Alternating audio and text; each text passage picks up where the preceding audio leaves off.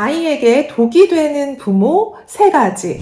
첫 번째, 방관자. 두 번째, 독재자. 세 번째, 친구 같은 부모. 초등학교 4학년인 아이가요, 숙제를 못했다고 학원에 빠지겠다고 합니다. 엄마, 나 학원 가기 싫어. 숙제 다 못했단 말이야. 오늘만 빠지면 안 돼? 딱 한 번만.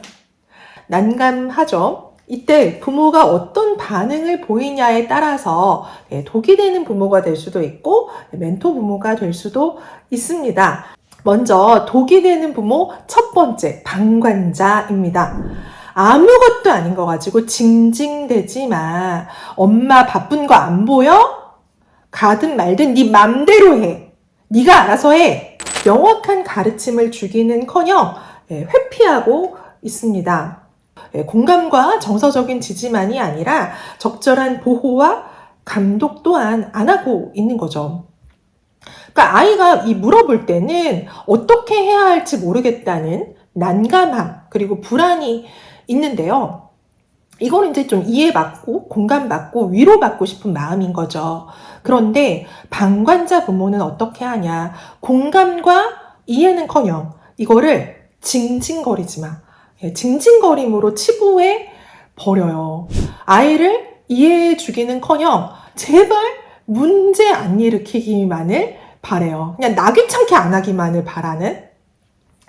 이렇게 본인의 힘든 마음을 거부당하고 거절당하다 보면요, 애가 어디 가서 누구에게도 안전하게 자기의 그 마음을 터놓는 게 너무 어려워져요. 자존감도 떨어지죠. 왜냐면 적절한 가르침을 받지 못했기 때문에 이렇게 하면 안 되는구나. 이렇게 해도 되는 거구나. 이런 확신이 없어요. 아이의 수행 능력을 발달시키기가 어렵습니다.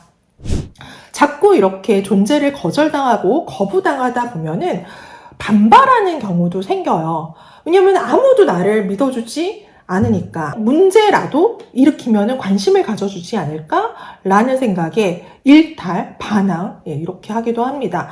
사실은 속내는 제발 관심 좀 가져줘. 이런 마음일 수 있죠. 방관자 부모에게서 자란 아이는요, 불안이 굉장히 높아요. 아무것도 못 배우고 불안을 키워갑니다. 이 독이 되는 부모의 세 가지 유형 중에 이 방관자는 가장 아이에게 큰 상처와 깊은 거절감을 주는 최악의 유형입니다. 아이에게 독이 되는 부모 두 번째는요, 독재자 부모입니다. 학원에 빠지겠다고 하는 아이의 사례에서요, 독재자 부모는 이렇게 말합니다. 그러게, 숙제 미리미리 하라고 했어? 안 했어? 학원이 네가 가고 싶으면 가고 가기 싫으면 안 가는 곳이야? 이 말할 시간에 숙제를 해. 숙제 못한 것도 다 네 책임이야. 가서 혼나. 네, 언뜻 들으면 다 맞는 말이죠. 틀린 말 하나도 없어요. 그런데 문제는 뭐냐? 공감이 1도 없다. 이 독재자 부모는요, 예의, 규칙, 성실함, 책임감 이런 사회적인 거를 굉장히 중요시하고요. 그거를 아이에게 끊임없이 주입합니다. 그러니까 마음을 읽어주고 헤아려주는 거, 그런 거보다 원칙, 기준 이런 거를 우선시해요. 끊임없이 아이를 지적하고 행동을 통제합니다. 그렇지만 어쨌든 방관자 부모보다는 훨씬 나아요. 왜냐하면 학원에 빠져서는 안 된다. 숙제를 못해도 가기는 가야 된다라는 그 명확한 방향을 제시하기 때문에 아이가 싫어도 해야 되는 게 있구나. 이런 거를 배울 수 있죠. 그런데 힘든 마음, 쉬고 싶은 마음 이거를 알아주지 않는 부모가 야속하기도 해요.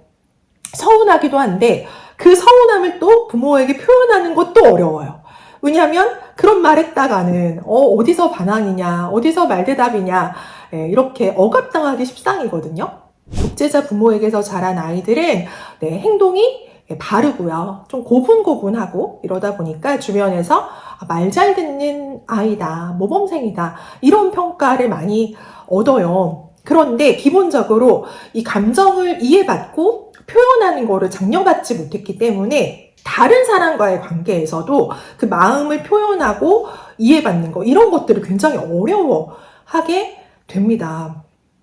물론 아이가 옳지 못한 행동, 위험한 행동, 남에게 피해 주는 행동을 했다라고 한다면 가르쳐야죠. 그걸 통해서 아이의 행동을 바로 잡아줘야 돼요. 그거는 오케이. 그거는 필요해요. 그렇지만 너무 그 옳은 말만을 앞세워가지고 아이를 가르치기만 하면은 감정이 외면당할 수 있다. 이거를 좀 기억하실 필요가 있습니다. 이렇게 가르침만을 주입받다 보면은 집이 꼭 군대 같아요. 어떤 날은 법정, 막 집에서 재판해. 이러다 보면은 아이가요, 집이 편하지가 않아요. 학교 갔다 학원 갔다 왔는데 집에서도 불편해. 쉬지 못해. 이게 문제예요.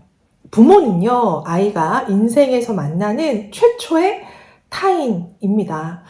부모와 이 감정 교류의 경험, 이거는요, 대인관계에서 감정소통, 감정교류의 발판이 돼요. 그러니까 너무 공감을 배제하고 가르침에만 집중한 건 아닌지 좀 돌아볼 필요가 있습니다. 아이에게 독이 되는 부모의 유형 세 번째는요, 친구 같은 부모예요. 아니, 왜? 친구 같은 부모가 나쁜가? 의아하게 여기실 수도 있어요. 그래서 아까 그 사례로 얘기를 드릴게요. 학원에 빠지겠다고 하는 아이에게 친구 같은 부모는 이렇게 말합니다. 숙제 매번 하는 거 쉽지 않지. 너 애쓴다. 공감해줘요. 그리고 나서 그래, 힘들면 오늘만 쉬어. 선생님께는 너 아파서 못 간다고 엄마가 얘기할게. 친구 같은 부모는 아이와 친밀하고 다정한 관계를 중시해요. 그래서 아이의 마음을 헤아려주고 마음을 안정시켜주는데 애를 씁니다. 그러니까 여기까지는 아주 굿이에요. 좋아요. 그런데 문제는 뭐냐? 적절하게 가르쳐주지를 않았죠. 힘들면 오늘만 쉬어라. 선생님한테 그냥 아프다고 할게. 그러다 보면 아이가 이 참고 해내는 법, 싫어도 끝까지 부딪혀서 해내는 법을 못 배우고 조금 나약해질 수 있어요. 근데 왜 이렇게 말을 하냐? 친구 같은 부모가 왜 이렇게 말을 하냐? 아이가 어떤 정서적으로 불편해하는 거, 상처받는 거, 이런 거를 잘 못 견뎌요. 네, 아이에게 상처 주는 거, 아이가 상처받을까봐 부모가 그런 요소를 미리 차단합니다.